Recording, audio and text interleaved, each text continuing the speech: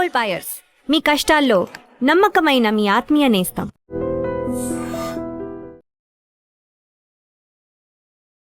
Hi, welcome to iDream తెర వెనుక కథల కార్యక్రమానికి స్వాగతం.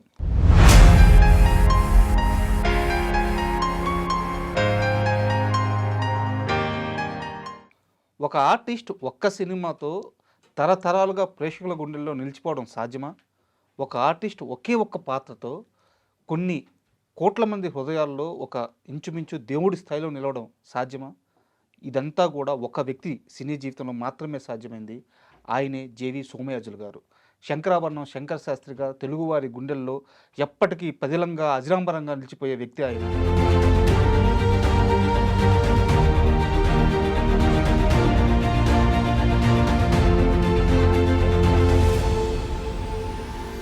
సో ఆ జేవి సోమయాజులు గారి సినిమా జీవిత విశేషాల గురించి మనకి తెలియజేయడానికి సీనియర్ కో డైరెక్టర్ కనకాల జీకుమార్ గారు ఈరోజు మనతో పాటు ఉన్నారు.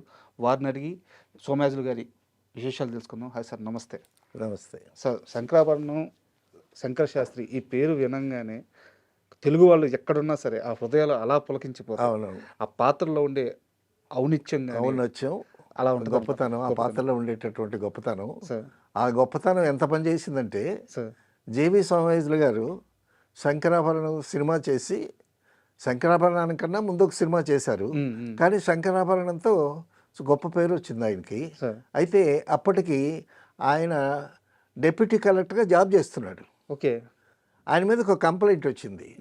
ఇప్పుడు ఏంటంటే జాబ్ చేస్తూ సినిమాల్లో చేయకూడదు అనేటటువంటి కంప్లైంట్. ఓకే, ఆ రూల్ ఉందా? ఆ రూల్ జనరల్గా ఉంటుంది. ఓకే. ఇప్పుడు ఎందుకంటే అక్కడ శాలరీ తీసుకుంటున్నారు, ఇక్కడే రెమ్యునరేషన్ తీసుకుంటున్నారు. ఓకే. సో 2 jobs 2 incomes కదా. అలాగా అది ఆయన మీద ఒక కంప్లైంట్ వెళ్ళింది. అప్పుడు సీఎం గారు ఎవరు?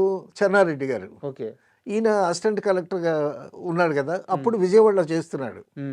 అప్పుడు ఆ కంప్లైంట్ వెళితే అసలు ఏంటి ఆ శంకరాభరణం ఏంటి అది తీసుకురండి అని ఆ క్యాసెట్ వేసుకొని చూశాడు ఆయన. ఓకే.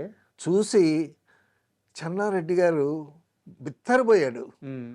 బిత్తరపోయి అసలు జాబ్ చేస్తూ సినిమాలో యాక్ట్ చేస్తున్నాడు కాబట్టి పనిష్మెంట్ ఇవ్వాల్సింది పోయి ఆయన్ని పిలిచి కల్చరల్ అఫైర్స్ అని ఒక డిపార్ట్మెంట్ పెట్టి ఆ డిపార్ట్మెంట్కి హెడ్ని చేశాడు ఆయన. అయ్యా, సూపర్. ఇది అటువంటి మిరాకిల్ అనమాట. Shankarabharanam is a miracle. అయితే జేవి సోమయాజులు గారు అంతకుముందు ఒక సినిమా చేశాడు, రారా కృష్ణయ్య అని. ఆ రారా కృష్ణయ్య సినిమా డైరెక్ట్ చేసింది యోగి అని బాలసుబ్రహ్మణ్యం ఫ్రెండ్. బాలసుబ్రహ్మణ్యం, యోగి వీళ్ళంతా మద్రాసులో ఒక గదిలో ఉండేటటువంటి వాళ్ళు, గోపి. అయితే అది క్లిక్ అవ్వలేదు, రారా కృష్ణయ్య. సో అది క్లిక్ అవ్వలేదు సినిమా. సోమయాజులు గారు వెనక్కి వచ్చేసాడు. చాలా మందికి తెలియని కూడా తెలియదు ఆ సినిమా, చాలా మందికి తెలియదు. ఆ డైరెక్టర్ యోగి అనే అతను మా ఫ్రెండ్ కూడా ఈ మధ్యనే కాలం చేశాడు. ఓకే. తర్వాత మళ్ళీ ఈ శంకరాభరణం కథ తయారు చేసి, అసలు శంకరాభరణం కథ తయారు చేసేటప్పుడు సీతామహాలక్ష్మి డిస్కషన్లో ఈ కథ చెప్పాడు విశ్వనాథ్ గారు. ఓకే. అప్పుడు జంజాల గారు ఉన్నారు, పాలగుమ్మి పద్మరాజు గారు ఉన్నారు, నేను మురారి వీళ్ళంతా ఉంటే ఈ కథ చెప్పాడు ఆయన. కథ ఒక సంగీత విద్వాంసుడిని ఒక వేసి వచ్చి బుడ్డోడిని తీసుకొచ్చి ఆయన దగ్గర చేర్చడం, ఈ కథ చెప్తుంటే ఇందులో హీరో ఎవరు, హీరోయిన్ ఎవరు, జూయెట్ ఏమిటి, లొకేషన్లు ఏమిటి కథ అని అనుకున్నాం మేము. ఈ కథ ఎందుకంటే చెప్పేవాడు ఈ కథ మీద ఆ ఫీడ్బ్యాక్ తీసుకుందామని ఎప్పటి నుంచో ట్రై చేస్తున్నాడు ఆయన, అందరికీ చెప్తూ వస్తున్నాడు ఆయన. సో మొత్తానికి ఏడింది నాగేశ్వరరావు ఈ కథ చేయడానికి సిద్ధపడ్డ తర్వాత అంతా బాగానే ఉంది. ఈ సోమయాజుల క్యారెక్టర్కి, శంకర శాస్త్రి క్యారెక్టర్కి ఎవరిని వెయ్యాలి? నాగేశ్వరరావు గారిని వెయ్యాలి. నాగేశ్వరరావు గారిని వేస్తే నాగేశ్వరరావు గారు కనిపిస్తాడు క్యారెక్టర్ కన్నా. తర్వాత గుమ్మడిని వెయ్యాలా, లేకపోతే కృష్ణరాజు గారిని వెయ్యాలా?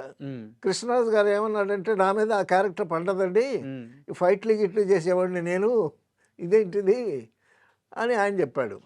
ఆఖరికి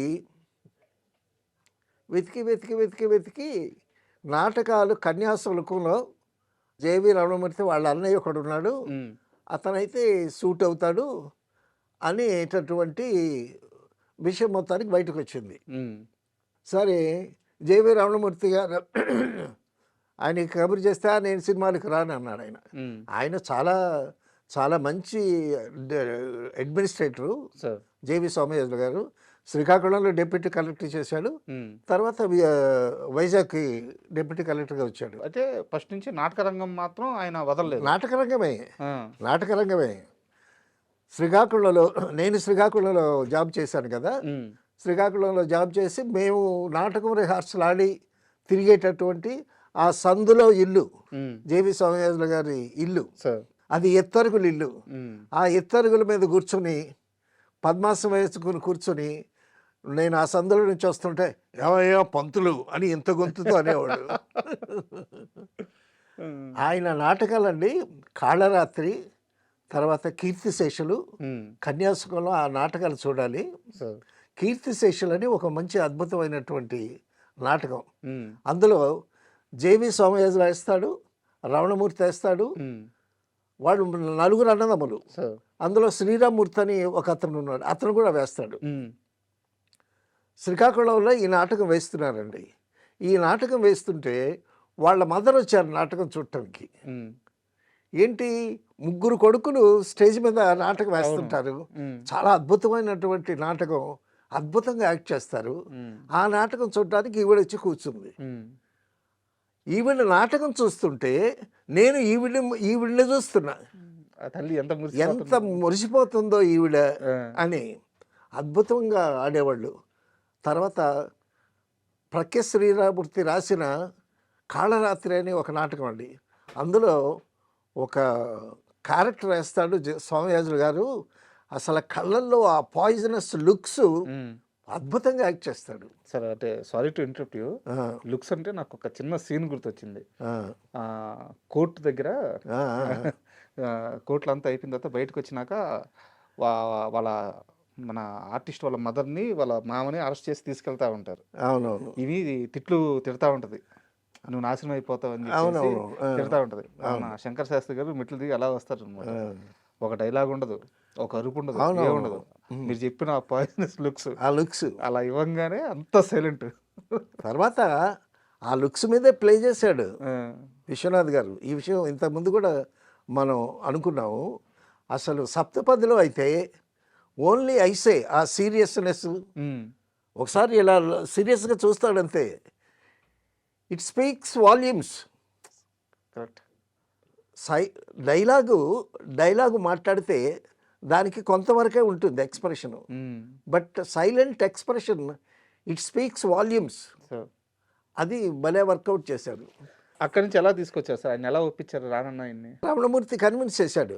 అన్నయ్య వచ్చింది కదా అదేంద్రా, ఆ సినిమా వాడితో పడలేదురా, ఆ సినిమా సరిగ్గా ఆడలేదురా, ఐఎమ్ నాట్ కంఫర్టబుల్ అని అన్నాడు.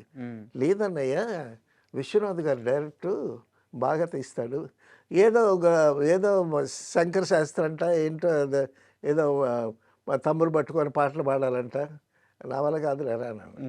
ఇది ఒక్కసారి ట్రై చెయ్యి అది ఇదనంటే ఆయన ఒప్పించడానికి బాలసుబ్రహ్మణ్యం గారు కూడా కూడి మొత్తానికి ఆయన లాక్కొచ్చారు. లాక్కొచ్చిన తర్వాత సరే ఆయన్ని చూస్తే ఇంత తలకాయి, ఇంతంత చేతులు, ఇంతంత వేళ్ళు, పెద్ద పర్సనాలిటీ ఆయన, చాలా హిఫ్టీగా ఉంటాడు మనిషి.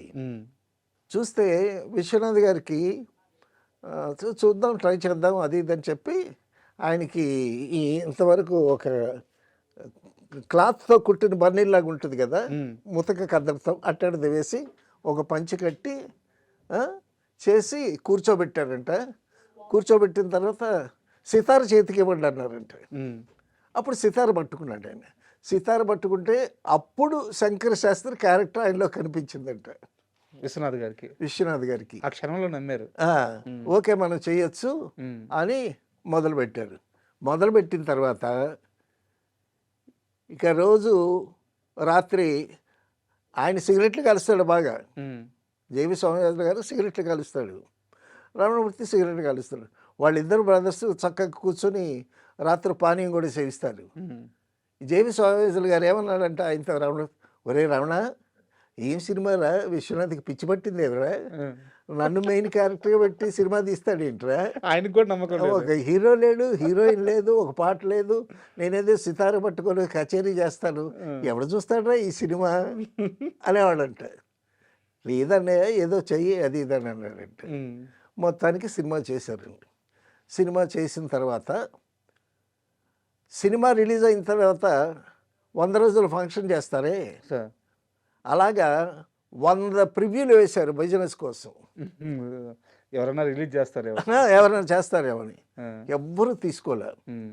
ఏడిది నాగేశ్వరరావు అయితే చాలా డీలా పడిపోయాడు. ఉమ్.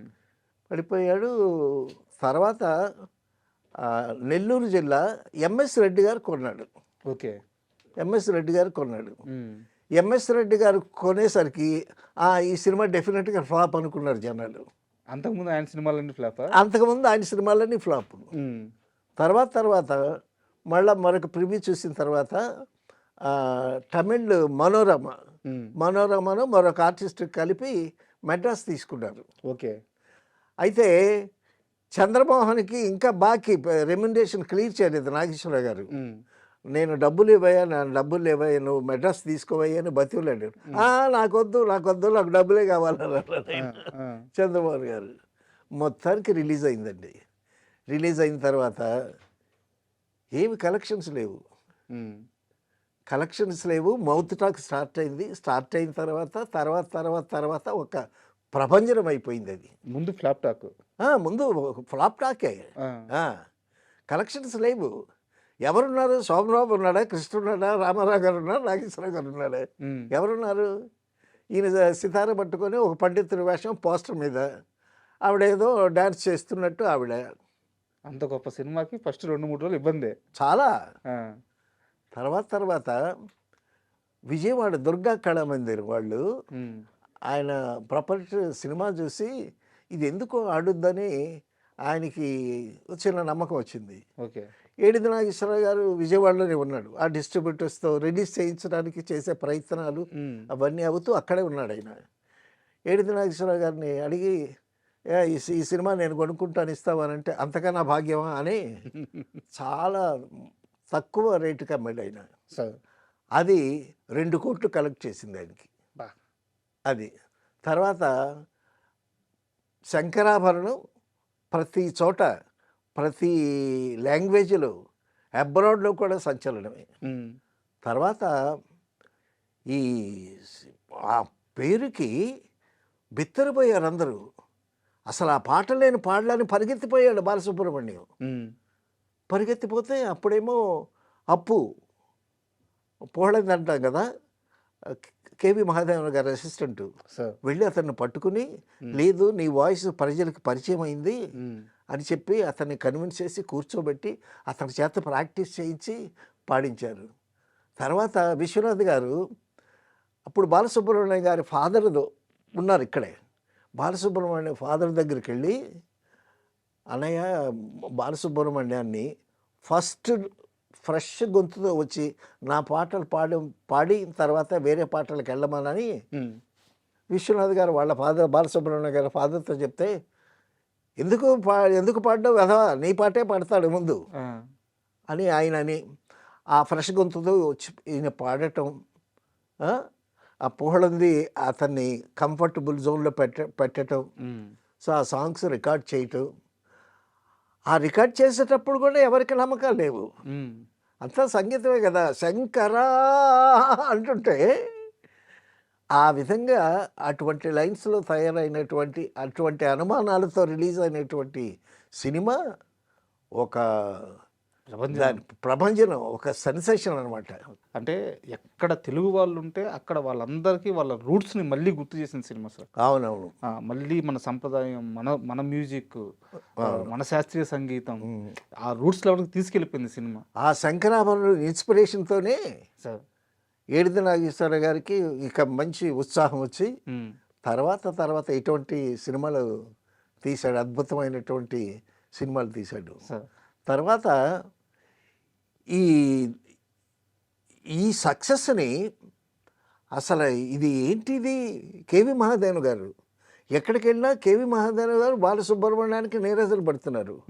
పడుతుంటే ఒకసారి కేవి మహాదేవన్ గారిని కలవటానికి బాలసుబ్రహ్మణ్యం వెళితే, ఒరే బాలు, ఇదేదో అద్భుతంరా, ఎవరు ఎక్స్పెక్ట్ చేయలేనట్టు అద్భుతం, నీకు గొప్ప పేరు వచ్చింది, నాకు గొప్ప పేరు వచ్చింది, ఇప్పుడు మనకి ఇంత గొప్ప పేరు వచ్చిందని ఇప్పుడు మనం దీన్ని మామూలుగా తీసుకోవాలి, ఒక పెద్ద గర్వంగా తీసుకోకూడదు, తీసుకుంటే దెబ్బతింటాము.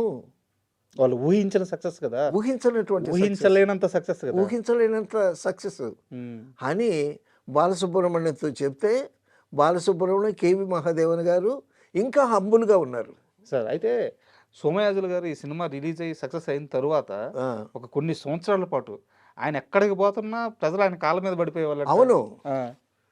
తర్వాత షూటింగ్లో జేవి సోమయాజులు గారికి సిగరెట్లు అలవాటు. సిగరెట్ అలవాటు అయితే ఈ షార్ట్కి పోయి బయటకు వెళ్ళి లోపల కాల్చకుండా బయటకు వచ్చి సిగరెట్ కాలుస్తున్న వాళ్ళు. అసిస్టెంట్ డైరెక్టర్ షార్ట్ రెడీ అని పిలిచేవాడు. మళ్ళీ షార్ట్ అయిన తర్వాత వెళ్ళి కూర్చొని సిగరెట్ మళ్ళీ షార్ట్ రెడీ, బాబు ఇట్రా అని అసిస్టెంట్ డైరెక్టర్ని పిలిచాట. బాబు, నేను ప్రొఫెషనల్ ఆర్టిస్ట్ని కాదు, ఏదో మీరు పిలిస్తే వచ్చాను, అంతేగాని షార్ట్ రెడీ శుభ్రంగా నా మీద ఎక్కేయకుండా నన్ను కొంచెం రిలాక్స్ అవనివ్వండి అలా అనేవాళ్ళంట.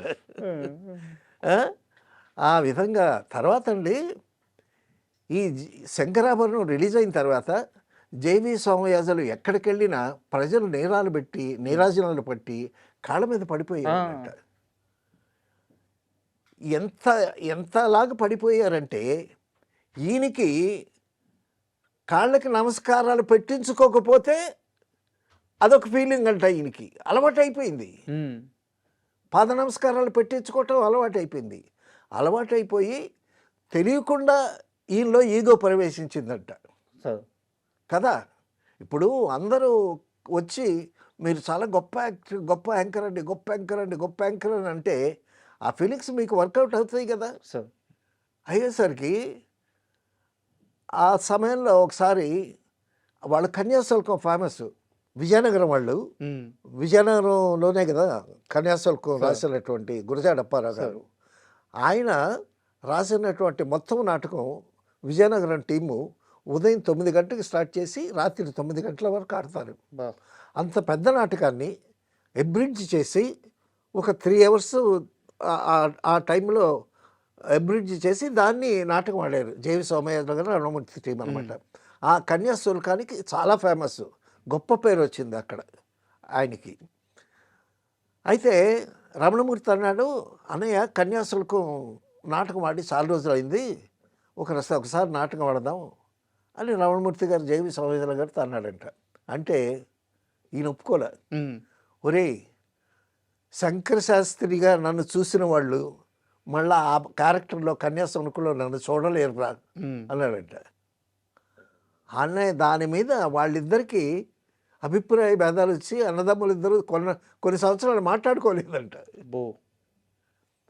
ఎంత వర్క్ చేసింది సోమయాజులకి శంకర శాస్త్రి క్యారెక్టర్. అదే తర్వాత రమణమూర్తి అడిగితే తర్వాత ఏదో నాటకం ఆడారు. తర్వాత అక్కడ కల్చర్ శ్రీకాకుళంలోనండి, నేను శ్రీకాకుళంలో అక్కడ జాబ్ చేస్తూ ఉన్నాను కదా, అక్కడ నేను శరత్ బాబుతో తెరతలు దిగి నాటకం ఆడాను, తర్వాత వెంకన్నకాపురం నాటకం ఆడాను, జన్మభూమి అని ఒక నాటకం ఆడాను. ఈ జన్మభూమి నాటకానికి జడ్జి జేవి సోమయాజులు గారు నాకు బెస్ట్ యాక్టర్ అవార్డు ఇచ్చాడు ఆయన చేతుల మీదుగా. తర్వాత ఇక మెడ్రాస్ వచ్చిన తర్వాత ఇక శంకరాభరణం సినిమా అయిపోయిన తర్వాత జేవి సోమయాజులు గారిని నేను ఏసీ కాలేజ్ స్టూడెంట్ అని గుంటూరు, ఏసీ కాలేజ్ వాళ్ళు పిలిచి మా ఇద్దరికి సన్మానం చేశారు. సన్మానం చేస్తే జేవి సోమయాజులు గారు ముందు మాట్లాడితే తర్వాత నేను మాట్లాడాలి. నేను అన్న సోమయాజులు గారితో, మీరు ముందు మాట్లాడిన తర్వాత నా మాట ఎవడు వింటాడండి అలా అని అంటే, అయితే మీరే ముందు మాట్లాడండి అని అన్నాడు. లేదు, మీరు మాట్లాడండి, ఇక నా కాలేజీ కదా ఇది, కాబట్టి నాకు కొంచెం ఉమ్, ఆ, చూద్దాం మాట్లాడదాం అని ఆయన మాట్లాడిన తర్వాత అప్పుడు చెప్పా. సార్ జేబీ సోమయాజులు గారు వీళ్ళు నలుగురు అన్నదమ్ములు, ముగ్గురు అన్నదమ్ములు నాటకం ఆడుతుంటే శ్రీకాకుళంలో వాళ్ళ మదర్ చూసి ఎంత మురిసిపోయిందో ఆ దృశ్యం నేను కళ్ళారా చూశాను. ఆయన ముందే చెప్పారు. ఆయన ముందే చెప్పాను. ఉమ్, అది ఆయన చాలా ఆనందించాడు. అది నాకు తెలియదు అది అది ఇదని. అయితే ఇక్కడ ఒక చిన్న ప్రశ్న సార్. ఉమ్, నేను హీరోల పేర్లు చెప్పను కానీ ఉమ్, కొంతమంది అప్పటి హీరోలు ఈ శంకర్ శాస్త్రి క్యారెక్టర్ చూసి సినిమా రిలీజ్ అయిన తర్వాత ఉమ్. మాకు ఎందుకు దక్కలేదు ఈ పాత్ర అని చెప్పి చాలా ఫీల్ అయ్యారు. చాలామంది ఆ? చాలామంది ఆ, శంకరాభరణాన్ని హిందీలో తీశారు. ఆ, ఆ, హిందీలో చాలా ఫేమస్ ఆర్టిస్ట్ ఆయన వేశాడు. ఉమ్, ఆ, ఆయన పేరు అయితే హిందీలో సక్సెస్ అవ్వలే. ఉమ్, సక్సెస్ అవ్వకుండా అసలు జేబీ సోమయాజుల్నే హిందీలో వేసేస్తే బాగుండేది, ఆయన కరెక్ట్గా ఫిట్ అయినవాడు ఉమ్, అని అక్కడ కామెంట్. సో శంకరాభరణానికి బాలసుబ్రహ్మణ్యం పాటలు కానీ, కేవి మహాదేవన్ మ్యూజిక్ కానీ, ఆ శంకర శాస్త్రి కానీ, తర్వాత శంకర శాస్త్రి ఫ్రెండ్గా అల్లు రామరాయ క్యారెక్టర్ కానీ అబ్బో. అన్నీ అలా కుదిరేయండి. అది కూడా మామూలు character ఎందుకురా కాదు నీ సంగీతం, నీ కూతురికి పెళ్లి చేయలేని సంగీతం నీకు కూడుబెట్టుద్దురా అని. శంకర శాస్త్రి అంటే భయం సార్. ఉమ్, అయినా సరే ఫ్రెండ్ అనేటటువంటి చదువుతో అల్లు రామలింగ క్యారెక్టర్ ఎంత అద్భుతంగా మలిచాడండి ఆయన. శంకరాభరణంలో అల్లు రామలింగయ్య గారి క్యారెక్టర్, ఆ, సాగర్ సమయంలో వచ్చి శరత్ కుమార్ గారి క్యారెక్టర్. అవును. అంటే ఇద్దరు హీరోలు ఆ, వాళ్ళ ఫ్రెండ్గా ఉంటూ మళ్ళీ వాళ్ళకి ఎదురు చెప్పలేరు, వాళ్ళు చెడిపోతుంటే అలా చూస్తూ ఊరుకోలేరు, వాళ్ళు ఇబ్బంది పడుతుంటే తట్టుకోలేరు. అవునవును. ఆ రెండు క్యారెక్టర్లు భలే ఇష్టం సార్ విశ్వనాథ్ గారి సినిమాలో. తర్వాత అండి తెర మీద ఆర్టిస్ట్ ఉండడండి, ఉమ్, మరచెంబేమో మెట్ల మీద నుంచి దొర్లుతూ ఉంటుంది. అప్పుడు ఆడియన్స్ థియేటర్లో ఆడియన్స్ నవ్వులు చూడాలండి, ఆ? కడుపులు చెక్కలేట్టు నవ్వుతాం. సార్ తర్వాత ఆ రాజ్యలక్ష్మి, తర్వాత చంద్రమోహన్ లవ్ ట్రాక్ కూడా అవును. ఎంత చక్కగా ఉంటుంది అది. ఆ? అయితే మనం ఈ మొత్తం డిస్కషన్లో ఎలాగో మనం సోమయాజులు గారి గురించి మాట్లాడుకుంటున్నా శంకరాభరణమే ఎక్కువ ప్రస్తావన వస్తుందని అది అర్థమైంది. డెఫినెట్గా. బట్ ఈ మొత్తం ప్రాసెస్లో మనం వేటూరి గారిని గురించి చెప్పుకోకుండా అసలు ఇది పూర్తవదేమో. అదే అదే అదే. దానికి ముందు ఒక చిన్న విషయం. ఆ, శంకరాభరణం సినిమా చూసి గుమ్మడి గారు ఉమ్, భలే కుళ్ళుకున్నాడంట. అవునా.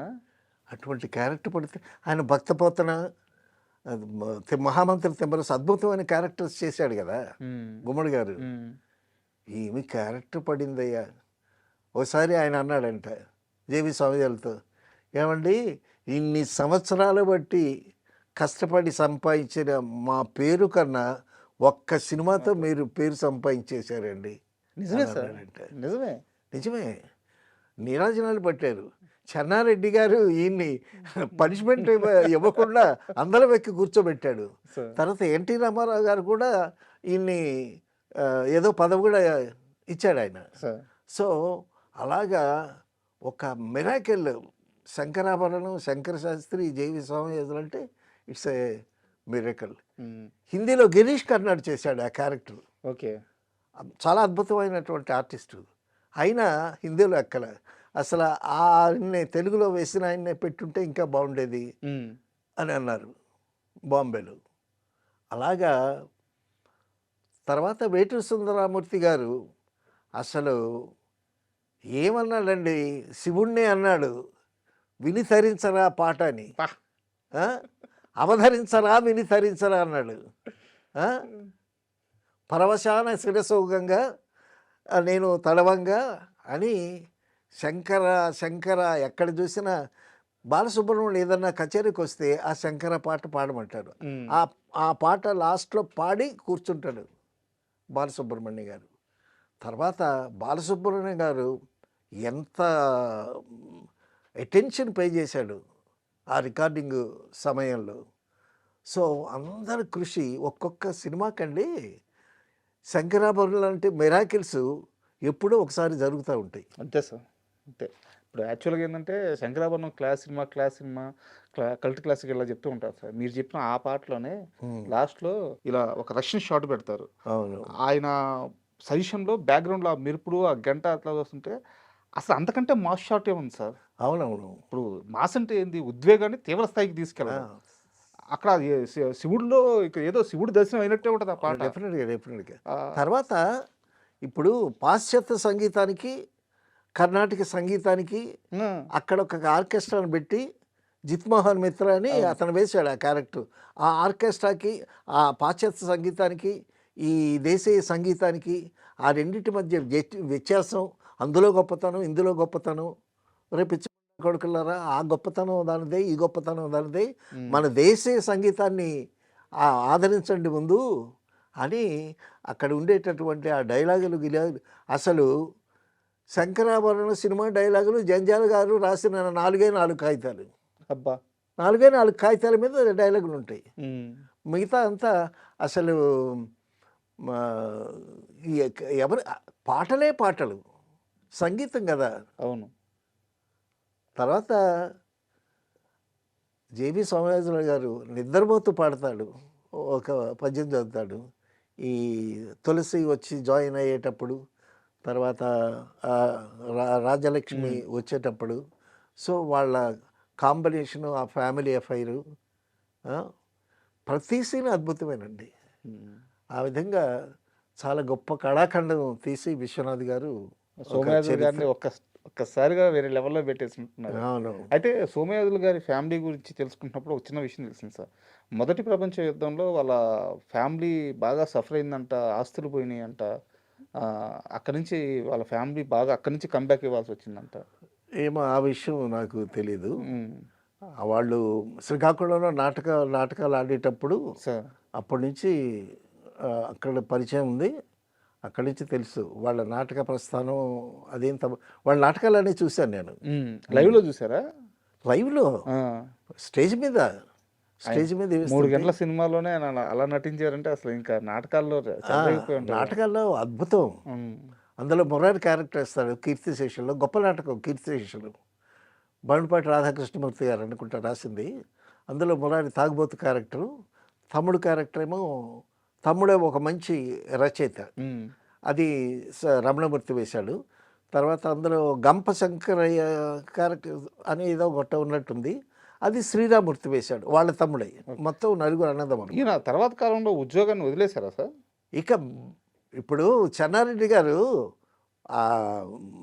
సోషల్ కల్చరల్ యాక్టివిటీస్ పెట్టి ఒక సంస్థ పెట్టి అక్కడ ఆయన డైరెక్ట్గా పెట్టాడు కదా, ఇంకా జాబ్ ఏముంది? ఇంకా ఇదే జాబ్. అయితే నాకు ఎందుకంటే ఈ క్వశ్చన్ అయ్యి అంటే, తర్వాత కాలంలో ఆయన అంటే అంత గొప్ప పాత్ర చేసిన ఆయన తర్వాత ఎప్పుడు కూడా ఇంత పేరు రాలేదు ఆయనకి, ఏ సినిమా నుంచి కూడా.